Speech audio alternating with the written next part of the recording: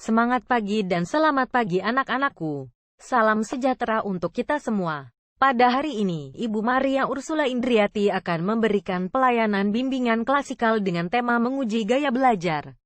Kompetensi dasar yang ingin dicapai yaitu agar siswa mampu mengidentifikasi, mengembangkan dan mengaplikasikan gaya belajarnya sebagai bagian dari keterampilan belajar efektif. Gaya belajar merupakan kunci untuk mengembangkan kinerja dalam pekerjaan, di sekolah, dan dalam situasi-situasi antar pribadi. Ketika kamu sudah bisa mengenal gaya belajar, kamu menjadi yakin bagaimana kemampuanmu menyerap dan mengolah informasi. Dengan begitu, kamu akan dapat menjadikan belajar dan berkomunikasi lebih mudah sesuai dengan gaya belajar kamu sendiri.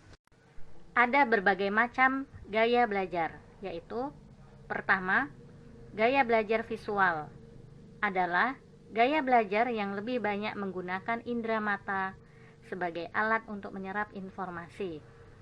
Orang-orang visual banyak mengikuti ilustrasi atau membaca instruksi sendiri.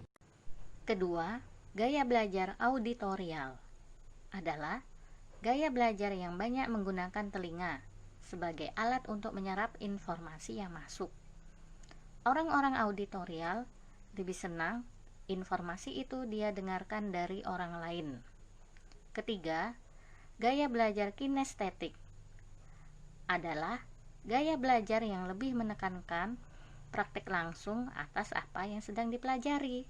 Keempat, gaya belajar verbal ditandai dengan preferensi untuk menggunakan kata-kata baik dalam membaca maupun menulis dalam memahami pelajaran. Pelajar verbal nyaman dengan banyak membaca, berbicara, dan menulis saat belajar. Pelajar verbal juga cenderung menyukai permainan kata, puisi, pantun, dan menemukan arti kata. Baik anak-anakku, sekarang kita akan berbagi pengalaman mengenai gaya belajar. Nah Flavia, silakan identifikasikan gaya belajar termasuk gaya yang mana?